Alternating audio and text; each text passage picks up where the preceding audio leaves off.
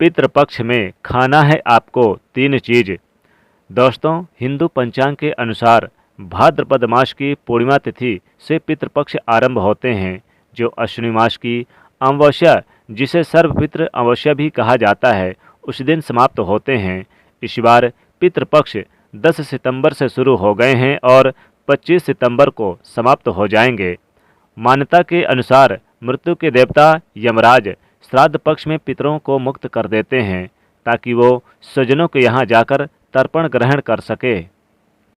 पितृ भाद्रपद पूर्णिमा पर पितृलोक से धरती पर आ जाते हैं और 16 दिनों तक श्राद्ध तर्पण पिंडदान ग्रहण करके पितृ अमावस्या की रात्रि को वापस पितृलोक में चले जाते हैं। इसलिए यह 16 दिन पूर्ण रूप से पितरों को समर्पित होते हैं। इन 16 दिनों में पितरों की आत्मा की शांति के लिए पिंडदान श्राद्ध तर्पण कर्म किए जाते हैं। पितरों के लिए श्रद्धा से कुछ समर्पित करना ही श्राद्ध कहलाता है। ये 16 दिन पितरों को प्रसन्न कर पितरों की कृपा प्राप्त करने के लिए बहुत ही खास माने जाते हैं। दोस्तों, जैसा कि आप सभी जानते हैं कि पितृपक्ष के दौरान कोई भी शुभ और मांगलिक कार्य नहीं किए जाते। शास्त्रों में पितृपक्ष के कई नियम बताए गए हैं। अगर उन नियमों का पालन न किया जाए तो इससे पितृदोष लगता है, पितृदेव नाराज हो जाते हैं। पितृपक्ष के दौरान शुभ और मांगलिक कार्य करने के साथ ही यानी कुछ ऐसी चीज़ें भी होती है जिनका सेवन पितृपक्ष के दौरान भूलकर भी नहीं करना चाहिए। यानी कि पितृपक्ष के दौरान कोई भी शुभ और मांगलिक कार्य नहीं होते, सब वर्जित हो जाते हैं। साथ ही कुछ ऐसी चीज़ें जिन्हें भूलकर भी आप पितृपक्ष के दौरान सेवन ना करें, नहीं तो पितृदोष लगता है। इसलिए इस दौरान भोजन का विशेष महत्व होता है। साथ ही आपको पितृपक्ष के दौरान 3 चीज़ें आपको जरूर खा लेनी है। जी हाँ दोस्तों, इस दौरान पितरों के लिए भोजन निकाला जाता है, ब्राह्मण भोज कराया जाता है और पंचबलि भी दी जाती है। लेकिन शास्त्रों में कुछ ऐसी चीज़ों के बारे में बताया गया है जिन्हें पितृपक्ष के दौरान भूलकर भी नहीं खाना चाहिए। साथ ही कुछ ऐसी चीज़ें हैं जिनको आपको जरूर खाना है, जिनका ना तो आप पितृपक्ष के दौरान सेवन करें और ना ही पितरों या ब्राह्मणों को आप इन चीज़ों को आप खिलाएं और भोग लगाएं। लेकिन 3 चीज़ें जरूर खा लेनी है, क्योंकि इन 3 चीज़ों का महत्व सबसे ज़्यादा है। तो आइए जानते हैं कौन सी ऐसी चीज़ें हैं जिनका पितृपक्ष के दौरान आपको खा लेनी है और किन चीज़ों को भूलकर भी नहीं खानी है।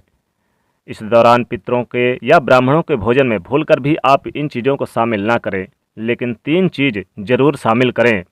तो आइए जानते हैं। लेकिन दोस्तों, आगे बढ़ने से पहले आपसे रिक्वेस्ट करते हैं, वीडियो को लाइक कर दीजिएगा और इसे दोस्तों को भी शेयर कर दीजिएगा। चैनल पर पहली बार आए हैं तो चैनल को सब्सक्राइब जरूर कर लीजिएगा और इस बेल आइकन को दबा दीजिएगा। दोस्तों, बड़े बुजुर्गों के द्वारा, ब्राह्मणों के द्वारा आपने अधिकतर यही सुना होगा कि पितृपक्ष के दौरान वही भोजन बनाएं, वही भोजन पितरों या ब्राह्मणों को भोग लगाएं जो पितरों को पसंद है, तभी पितरों की आत्मा को शांति मिलती है। लेकिन यही हम कुछ गलतियां कर बैठते हैं। अधिकतर घरों में अधिकतर लोग पूर्वजों की पसंद के अनुसार लहसुन प्याज का हम यानी भोजन बनाकर और ब्राह्मणों को परोस देते हैं। ऐसा ना करें। पितरों को जो आपके पूर्वजों को पसंद था उसके हिसाब से नहीं, पितृपक्ष में भूलकर भी आपको लहसुन प्याज नहीं यानी मीट अंडे का सेवन नहीं करना चाहिए और ना ही ब्राह्मणों को परोसना चाहिए। पितरों के दौरान पितरों के भोजन में इन चीज़ों को इस्तेमाल भूलकर भी नहीं करना चाहिए। शास्त्रों के अनुसार भगवान विष्णु और माता लक्ष्मी जी को ही पितृदेव कहा गया है। पितरों का भोजन श्राद्ध तर्पण पिंडदान सबसे पहले भगवान विष्णु और माता लक्ष्मी जी स्वीकार करते हैं, उसके पश्चात पितरों को मिलता है। और भगवान विष्णु और माता लक्ष्मी जी के पूजन में प्याज लहसुन मीट अंडे का इस्तेमाल बिल्कुल भी नहीं करना है, वर्जित माना गया है। अगर आप पितरों के भोजन में ये चीज़ें शामिल करते हैं, मीट अंडा प्याज लहसुन, तो भगवान विष्णु और माता लक्ष्मी जी उसे स्वीकार नहीं करेंगे और जब पितृदेव स्वीकार नहीं करेंगे तो हमारे पितृ भी उस भोजन का स्वीकार नहीं करेंगे। इसलिए इस बात का विशेष रूप से ध्यान रखना है। तामसिक भोजन बिल्कुल भी आप ना बनाएं। जैसे कि बहुत से लोग मांस मदिरा और यानी कि तामसिक भोजन मांसाहारी बनाकर मीट वगैरह अंडे वगैरह बनाकर और किसी को भी ज़रूरतमंद व्यक्ति को दान देते हैं, ऐसा बिल्कुल भी ना करें। यानी कि इन चीज़ों को बिल्कुल भी आप ना परोसें। द्वार पर आए कोई भी व्यक्ति को बासी भोजन ना कराएं। शास्त्रों में बताया गया कि पितृपक्ष के दौरान पितृ किसी भी रूप में द्वार पर आ जाते हैं और अगर ऐसे में आप पितरों को बासी भोजन देंगे तो इससे आपको पितृदोष लगेगा। इसलिए इस बात का विशेष ध्यान रखें, ना तो बासी भोजन स्वयं करें और ना ही किसी को पितृपक्ष के दौरान आप कराएं। पितृपक्ष के दौरान चने का सेवन भी वर्जित माना गया है, जैसे कि चने के सत्तू नहीं खाना चाहिए, इसका इस्तेमाल ना करें। चने के बेसन का इस्तेमाल कर सकते हैं। चने का बेसन जरूर आप पितृपक्ष में आपको खाना है। बेसन से आप सब्जी बना सकते हैं, लेकिन काले चने और भुने चने का सेवन पितृपक्ष के दौरान भूलकर भी ना करें। दोस्तों, पितृपक्ष में पितरों को भोजन बनाते समय भोजन में चावल, दाल, रोटी यानी कि कच्चा भोजन ना बनाकर, बल्कि जब ब्राह्मणों को भोजन कराएं तो पक्का भोजन ही बनाएं, जैसे कि पूड़ी, कचौड़ी, पराठे, खीर, मालपुआ वगैरह जो भी आप बना रहे हैं ज़रूर आप बनाएं। थोड़े से आप दही भी ज़रूर दे दें। दोस्तों, कच्चे भोजन इस दिन आप स्वयं कर सकते हैं, लेकिन ब्राह्मणों को ना कराएं, क्योंकि ब्राह्मण जो होते हैं वो पितर देव यानी स्वरूप होते हैं। इसलिए आप इस दिन विशेष रूप से 3 चीज़ें जरूर आपको खानी है और ब्राह्मणों को भी खिलानी है।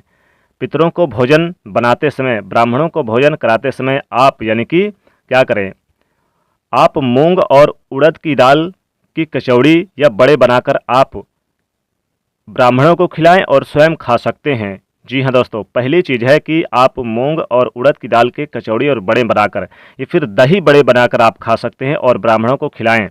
दाल ना बनाएं। दाल में पितृपक्ष के दौरान यानी कि आप मसूर की दाल का सेवन भी ना करें, शास्त्रों में वर्जित बताया गया है।